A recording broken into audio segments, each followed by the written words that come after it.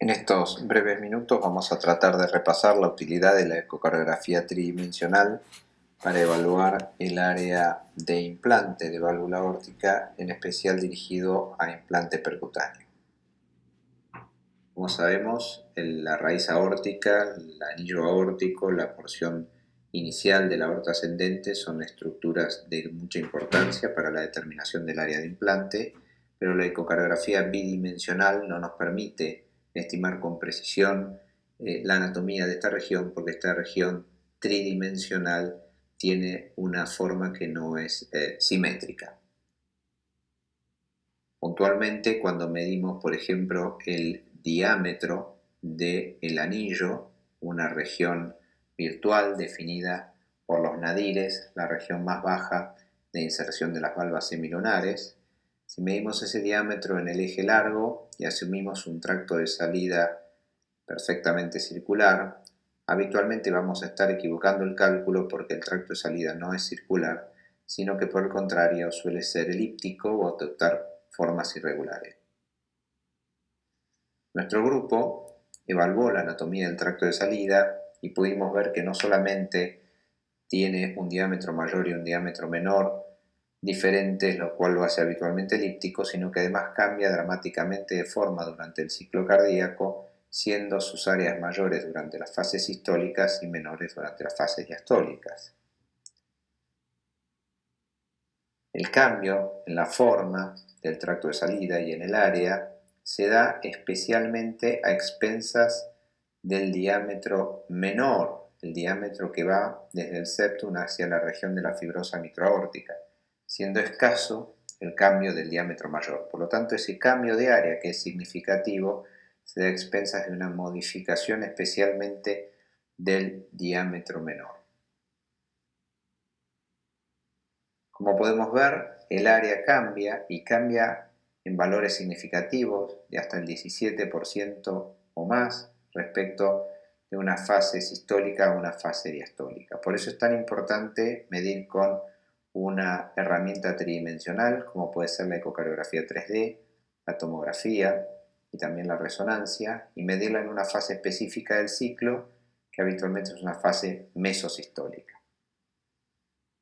La técnica por ecocardiografía 3D es muy sencilla, utilizamos la ecocardiografía transesofágica tridimensional, capturamos una región focalizada en el tracto de salida que abarque parte del tracto de salida del ventrículo izquierdo con las estructuras relacionadas, la fibrosa microaórtica y el septum, la región de la válvula aórtica, la raíz aórtica, unión sinotubular y parte de la aorta ascendente para poder tomar todas las mediciones que necesitamos para la planificación.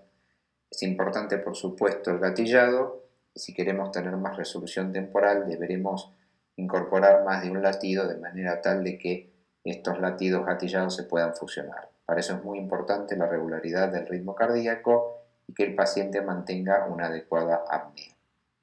Una vez obtenido el volumen ecográfico tridimensional, lo que vamos a hacer es cortarlo en planos ortogonales, en dos planos largos, para poder obtener el eje corto del anillo aórtico, esa región virtual definida por los nadires de inserción de las valvas semilunares. ¿Cómo vamos a obtener este plano de eje corto? Lo podemos obtener en forma manual, alineándonos con la región de los nadires en los planos longitudinales, o lo podemos hacer con un software de cuantificación, por ejemplo para el software de cuantificación mitral. La gran utilidad del software es que nos permite alinearnos con los márgenes del anillo sin hacer grandes modificaciones de los ejes longitudinales, y de esa manera el grado de precisión para determinar exactamente cuál es el área del anillo es mucho mayor. Una vez que tenemos el anillo, vamos a medir un diámetro menor, un diámetro mayor, el área y el perímetro. Todos cálculos que necesitamos para calcular el tamaño de la prótesis a implantar. Cuando comparamos los diferentes métodos, la tomografía por un lado, la ecocardiografía bidimensional transesofágica, la ecocardiografía tridimensional, pero calculando el área como el promedio de los dos diámetros mayor y menor, y finalmente la planimetría transesofágica. Vemos que la planimetría transesofágica es la que más se acerca a la tomografía, hoy considerada gold estándar, mientras que la ecocardiografía bidimensional es la que más infraestima y no debería ser usada para el cálculo del tamaño de la prótesis. Existe diferencia entre la medición manual del anillo, lo que podríamos llamar 3D directo, es decir, intentar alinear en forma manual el anillo, y la utilización de un software para medir el anillo. Como podemos ver, la utilización de un software es un poco más precisa, se acerca más a los valores de la tomografía, y las diferencias son un poco menores que cuando uno intenta hacer esta alineación manual. Por otro lado, también se ha demostrado en las publicaciones que hay una curva de aprendizaje entre el nivel de novato y el nivel de experto. La concordancia, finalmente, por ejemplo, con estudios invasivos, con cirugía entre eco transesofágico tridimensional y tomografía, es muy buena. En general, existe algún grado de infraestimación del área del anillo por ecocardiografía transesofágica 3D comparado con la tomografía, pero los valores son aceptables para las dos técnicas. ¿Por qué es tan importante ser muy precisos en la estimación del tamaño de la prótesis? Bueno, porque una prótesis más pequeña de lo adecuado expone a riesgo de leak periprotésico y en caso extremo a migración, mientras que una prótesis más grande del anillo existe el riesgo que quede subexpandida y consecuentemente las valvas trabajen en forma asimétrica con el riesgo de reflujos centrales que comprime en forma significativa el sistema de conducción generando bloqueos auriculoventriculares, y una complicación muy temida es la rotura del anillo. Otra condición que tenemos que evaluar en profundidad es el grado de calcificación. El grado de calcificación de las estructuras valvares, pero también del anillo. Muchas veces la calcificación está a nivel subanular, a nivel de lo que sería el anillo, tracto de salida, fibrosa mitral-aórtica. ¿Por qué? Bueno, porque la presencia de calcificaciones, especialmente calcificaciones que protruyen a la luz o asimétricas, como pueden verse, son fuertes predictores de leak periprotésicos, muchos de ellos significativos. La presencia de un leak periprotésico significativo es un factor de mal pronóstico en la evolución. Entonces vemos, por ejemplo, en este caso, un anillo aórtico, en donde vemos que el anillo es relativamente redondo, no presenta calcificación significativa y podríamos decir que este sería un anillo ideal para implante.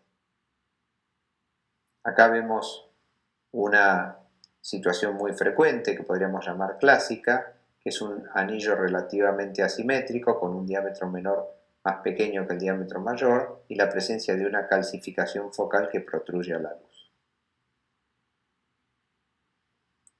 Acá vemos otra condición similar, un anillo relativamente elíptico con la presencia de una calcificación a nivel de la fibrosa mitro-aórtica. Y acá vemos una situación temida, un anillo muy asimétrico con un diámetro menor mucho más pequeño que el diámetro mayor y la presencia de calcificaciones significativas que protruyen hacia la luz dejando hiatos entre sí, y esto puede condicionar significativamente el riesgo de leak.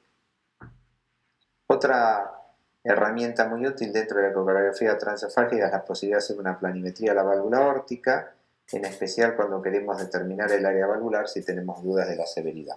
La planimetría transesofágica tridimensional es comparable a los otros métodos, como podemos ver aquí, tomografía y resonancia.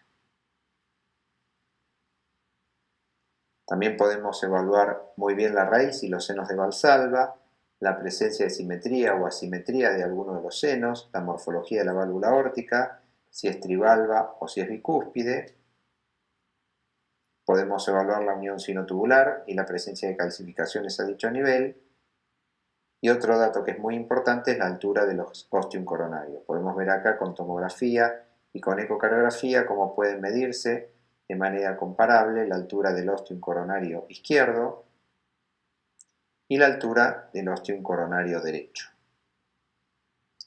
La factibilidad por ecocardiografía tridimensional de medir los ostium coronarios es alta. Aproximadamente el ostium de la coronaria derecha se ve en el 86% de los casos y el ostium de la coronaria izquierda es medible en el 92% de los casos según una publicación. Nuestra experiencia arroja resultados similares. Así que como mensajes finales, la ecocardiografía tridimensional nos permite hacer una evaluación del área de implante, y cuando hablamos de área de implante hablamos de la anatomía del anillo aórtico, la raíz aórtica, la unión sinotubular, la altura de las coronarias y la aorta ascendente. Es un método biológicamente seguro, no tiene radiación ni necesita contraste. Es cierto que es semi-invasivo porque requiere de realizar un eco transesofágico. Y finalmente, con los hallazgos se puede predecir con mucha precisión, similar a la tomografía, el tamaño protésico y los predictores de leak periprotésico. Muchas gracias.